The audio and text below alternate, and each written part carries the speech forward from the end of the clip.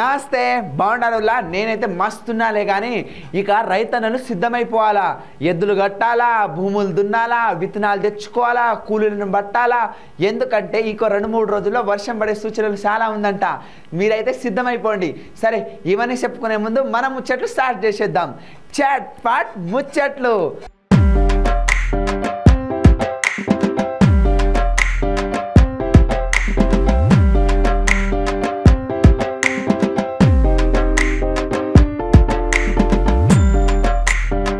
ముందు చూడండి ముఖ్యాంశాలు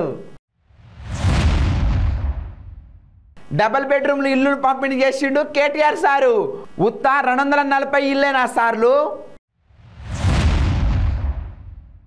ఆడపిల్లలకు అండగా ఉన్నాడంట ఎన్నో సార్లు మరి రేపులు ఎందుకు జరుగుతున్నాయి ఇన్ని సార్లు ఇబ్బంది అవుతుందంట రేట్లు తగ్గించాలి బస్ పాస్ ధరలు పుట్టుకొస్తున్నాయి ఆశలు పట్టుకోబోయిర్రు పోలీసులు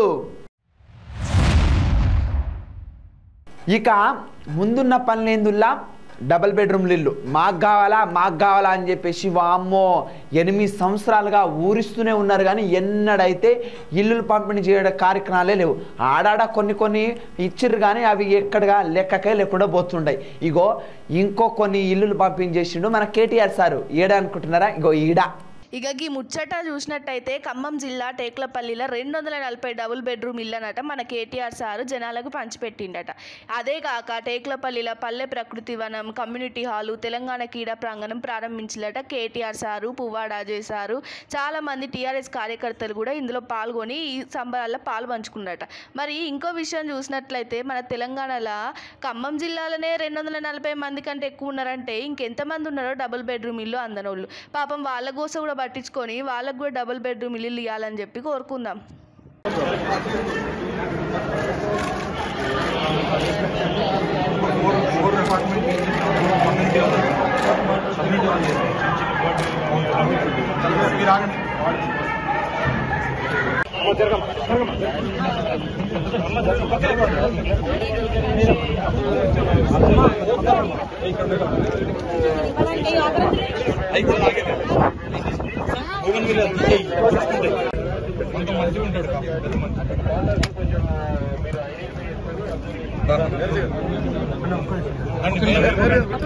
ఇక పైన న్యూస్ చెప్పాలి మనం ఇట్లా చెప్పాలి ఎందుకంటే తెలంగాణలో ఏ అమ్మాయికి ఎలాంటి సమస్యలు లేవు అమ్మాయిలకు ఎలాంటి ఇబ్బందులు లేవు మన తెలంగాణలో అసలు రేపులన్న పదమే లేదు ఆడపిల్లలు అసలు సావట్లేదు ఆడపిల్లను ఎవరు ఏడిపించట్లేదు గట్లుంది మరి వామ్మో నేను చెప్పట్లేదు ఇదంతా మన సవితా ఇంద్రారెడ్డి గారు చెప్తున్నారు ఎందుకంటే ఇగో ఇది అసలైన కారణం ఇక ఆడపిల్లలని కాపాడుతున్న సీఎంలో ఏకైక సీఎం అంట మన కేసీఆర్ సారే అంట ఆడపిల్లలకు ఎలాంటి రక్షణ అయినా అన్ని సదుపాయాలు ఇస్తున్న సీఎం కూడా మన కేసీఆర్ సార్ అని చెప్పేసి ఈరోజు ఒక రేంజ్లో పొగిడింది మన మంత్రి సవితా ఇంద్రారెడ్డి గారు అయితే మహేశ్వరం నియోజకవర్గంలోని ఉన్న మీర్పేట్ కార్పొరేట్లో పోయిందంట మన సవితా ఇంద్రారెడ్డి గారు దాంతోపాటు మన కళ్యాణ లక్ష్మి చెక్లని అక్కడున్న 109 మందికి పంచిందంట పంచుతూ ఇప్పుడు వరకు సీఎం కేసీఆర్ సార్ చేస్తున్న అభివృద్ధి పనిలో ఇదొక అభివృద్ధి అని చెప్పేసి ప్రతి ఒక్కరికి ప్రతి మహిళని తన కూతురుగా తన చెల్లెలుగా చూస్తున్న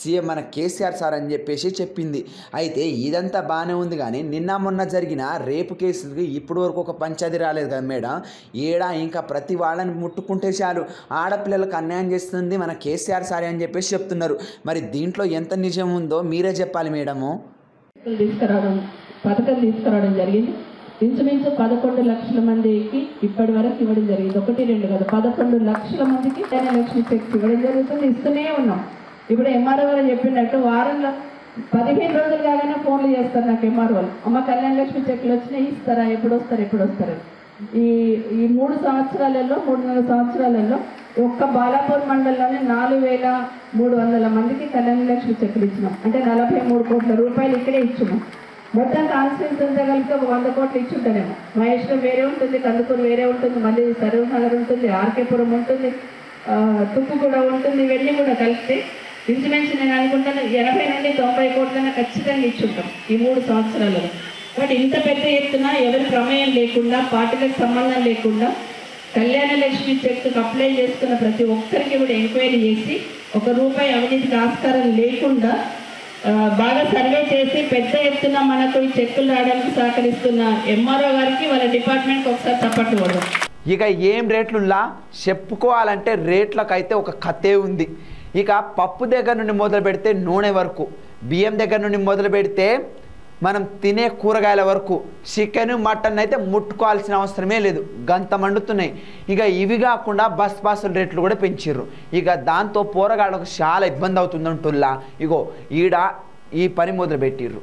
ఇక ఈ ముచ్చట మనం చూసినట్టయితే మొన్నటిదాకా ఉప్పులు పప్పులు అన్ని రేట్లు, పెట్రోల్ రేట్లు అన్నీ పెరిగినాయి. ఇప్పుడు ఇక బస్ పాస్ ధరలు కూడా పెంచిందట మన ప్రభుత్వం. బస్ పాస్ ధరలు తగ్గియాలని కోరుతూ సైఫాబాద్ పీజీ కళాశాల విద్యార్థులు మసబ్ ట్యాంక్ ఫ్లైఓవర్పై బైఠాయించి ధర్నా చేసిందట. ఇందులో మన విద్యార్థి నాయకులు శివప్రసాద్, హర్ష అందరూ సానా పీజీ కళాశాల ముందు కూర్చొని ధర్నా చేసిల్లట. దీనికి సంబంధించి విద్యార్థులు ఏం చెప్తున్నారట అంటే బస్ పాస్ ధరలు చెప్తున్నారని చెప్పేసి చెప్తున్నారట.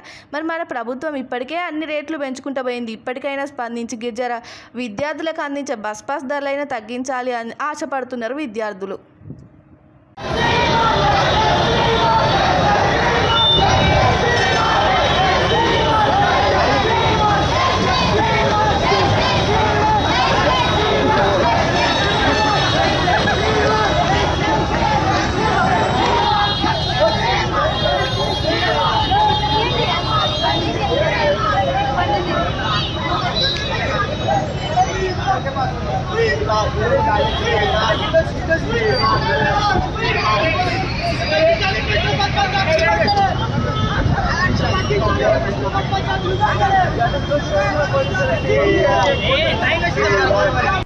మనిషికి ఆశ ఎక్కువ అని చెప్పేసి చాలా కవిత్వాల్లో చాలా పద్యాల్లో రాసుకొచ్చారు మన సార్లు.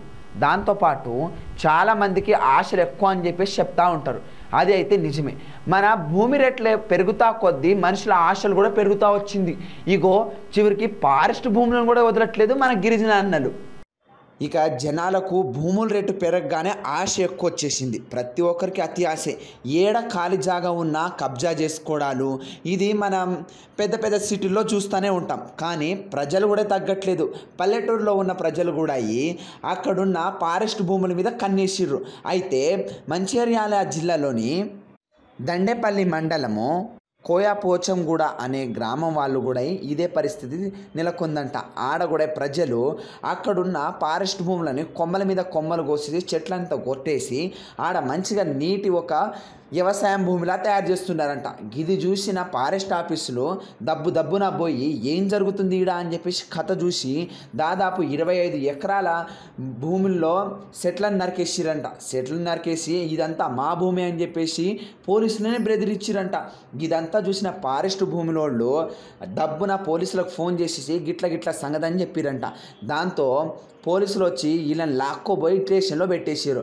గిదేంది సార్లు అసలే చెట్టులు లేక మన దేశం అంతా పాడవుతుందని చెప్పేసి ఒకవైపు ఏడుస్తూ ఉంటే భూముల ఆశ కొద్దీ ఉన్న చెట్లను ఫారెస్ట్లు భూములను అన్ని కబ్జా చేసుకుంటా పోతే ఇక భూములు ఎన్ని నుండి వస్తాయి, పశువులకు ఇంకా మేపుకోవడానికి ఏడు నుండి వస్తాయి. అవి కూడా కొంచెం ఆలోచించండి.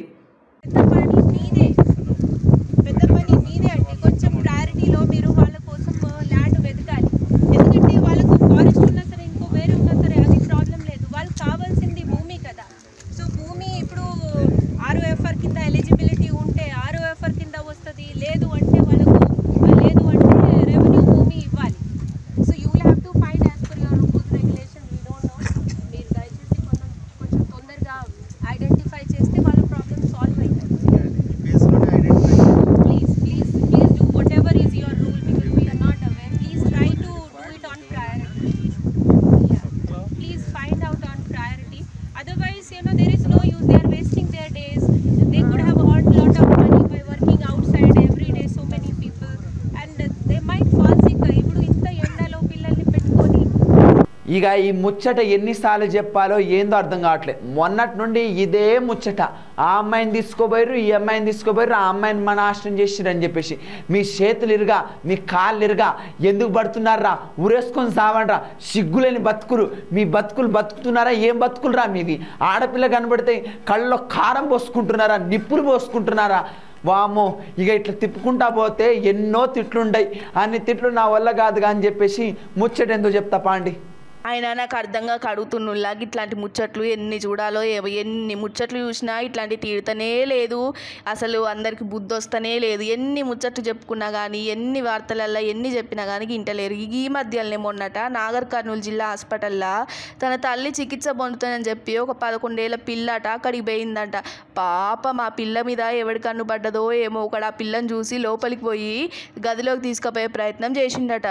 ఆ పిల్ల బిక్కు బిక్కు అనుకుంటుంటే అక్కడ అనుమానం వచ్చిన ఒక అతడు సెక్యూరిటీ అతను చూసి బంధువులకు చెప్పడానికి పోతే బంధువులు వాడిని బాగా కొట్టి పోలీసులకు అప్పగించిల్లట. మరి ఏందుల్లా ఇది రాష్ట్రంలో ఇన్ని సంఘటనలు జరుగుతున్నాయి, రోజు ఇన్ని వార్తలు చూస్తున్నాము.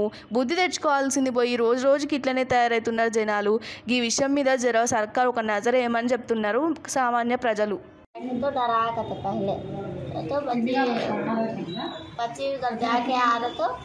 हाथ पकड़ लिया आ रहा तो आप को बोला तो नहीं आएगा, नहीं आया मेरे को बोलेगा तो हमारा अम्मी बोलते को बोलेगा बोला तो इधर आ रहे तो पीछे पीछे हाथ पकड़ को खींच गया कर, खींच को डोर तक भी गया कि नहीं कि वॉचमैन आको मारा करते बच्चे, वॉचमैन मार को बुला ले कहेगा बच्चा कहाँ है मेरे को पूछे तो वहाँ है फलान जगह है, बोल तो रूम में जा छुप जाया करते बच्चा, तो उसको बच्चे कांठी पकड़ को खींच लेकर आको मारे चारों में होता क्या भी नहीं आज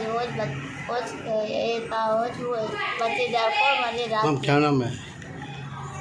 ఇక ఓట్లు అడగడానికి పోతే టీఆర్ఎస్ పార్టీ నేతలే కాదు ఎవడైనా రాని, ప్రతిపక్షమైనా కానీ ప్రధాన పక్షమైనా కానీ, రాష్ట్రాన్ని ఏలుతున్నోడైనా కానీ ప్రతిపక్షంలో ఉన్నోడైనా కానీ లెక్క అయితే లెక్కే, ప్రశ్నించడం మాత్రం మాకు వచ్చింది అదే పని అని చెప్పేసి ఒక రేంజ్లో అరుచుకున్నారు ఉత్తమ్ కుమార్ రెడ్డి సార్ని.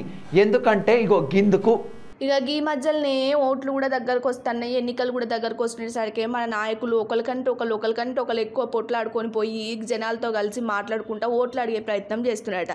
ఈ మధ్యలోనే మన Congress Uttam Kumar sir MP sir ఏం చేసిందట అంటే సూర్యాపేట జిల్లా కోదాడ నియోజకవర్గంకి పోయిందట. అక్కడ ఓట్లు అడగడానికి అని పోతే అక్కడ అనంతగిరి మండలం గొండ్రియాల గ్రామంలో ప్రజలందరూ కలిసి నిలదీసిందట సార్ని. వాళ్ళు ఏమన్నారంట అంటే ఓట్లు అడగడానికి వచ్చినావా, నువ్వేం అభివృద్ధి చేసినావని మమ్మల్ని ఓట్లు అడగడానికి వచ్చినావు అనుకుంటా జనాలు బాగా రివర్స్ అయ్యారట. మరి సార్ ఏమనుకున్నాడో ఏమో కానీ ఇంతకుముందు సార్ సతీమణి పద్మావతి మేడం కూడా ఇక్కడే ఎమ్మెల్యేగా పనిచేసింది. అధికారంలో ఉన్నోళ్ళు కాకుండా ఇప్పుడు ప్రతిపక్షం వాళ్ళు ఓట్ల కోసం అడగడానికి వచ్చినా సరే జనాలు అరుచుకుంటారు. మరి ఎవరు చేసిన అభివృద్ధి ఏముందో జనాల కంటే ఎక్కువ ఎవరికి తెలుసు.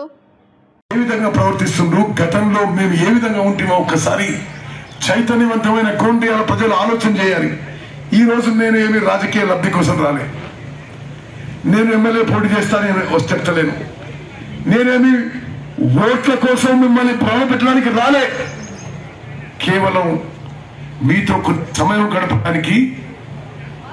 నా కుటుంబ సభ్యులు మీరు నా చాలా కాలం నుంచి చాలా ఆత్మీయంగా ఉన్న నా బంధుమిత్రులు. తెలంగాణకు అన్యాయం ఎక్కడ జరుగుతుందో తెలుసా వల్ల ప్రతిపక్షం వాళ్ళు టీఆర్ఎస్లో పోవడం వల్ల మనకు ప్రశ్నించేవాడు లేడు. అందుకనే కేటీఆర్ సార్ దొరవుతున్నాడు, రాజ్యానికి రాజు అవుతున్నాడు అని చెప్పేసి షర్మిలక్క అరుచుకుంది కేటీఆర్ సార్ని. మరి ఎందుకంటే ఇగో గిందుకు ఈ ముచ్చట చూసినట్టయితే మన వైఎస్ఆర్టీపీ అధ్యక్షురాలు షర్మిలక్క పాదయాత్ర కొనసాగుతూనే ఉంది. ఈ ప్రజా ప్రస్థానం పాదయాత్రలో భాగంగా మన షర్మిలక్క ఖమ్మం జిల్లా వైరా మండలం పాలడు గ్రామస్తులతో కలిసి ప్రసంగించిందట షర్మిలక్క. ఆ సందర్భంగా మాట్లాడుతూ ఒక మాట అన్నదట, వేరే పార్టీలలో నుంచి గెలిచిన వాళ్ళు కూడా టీఆర్ఎస్కి అమ్ముడు పోయి టీఆర్ఎస్ పార్టీలో చేయడం వల్ల జనాల తరపు నుంచి ప్రశ్నించేటోళ్ళే కరువైలు అని చెప్పేసి ఘాటుగా విమర్శించిందట మన షర్మిలక్క. ఖమ్మం జిల్లాలోనే ఇదే పరిస్థితి ఉంది కాబట్టి ఖమ్మం జిల్లా ప్రజలు ఇక్కట్లు పడుతున్నారంటూ చెప్పుకొచ్చిందట. మళ్ళా మద్యం అమ్ముకొని మద్యం రాబడితో రాష్ట్రాన్ని పాలిస్తున్న మన ఏకైక సీఎం కేసీఆర్ సారే అని చెప్పేసి కూడా ఒక ఎద్దేవా వేసిందట మన షర్మిలక్క.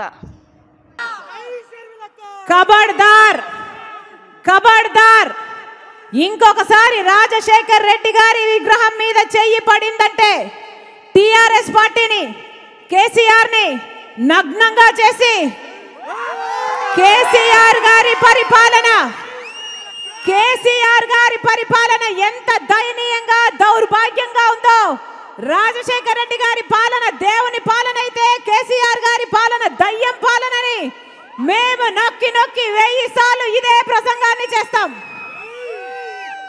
ఖబర్దార్ కేసీఆర్ కి టిఆర్ఎస్ పార్టీ నాయకులకి మీకు పరిపాలన చేయమని అధికారం ఇస్తే మీకు పరిపాలన చేయడం చేత కాలేదు, కనీసం ఒడ్లు కొనడం చేత కాలేదు, రైతును ఆదుకోవడం చేత కాలేదు, నిరుద్యోగులను ఆదుకోవడం చేత కాలేదు.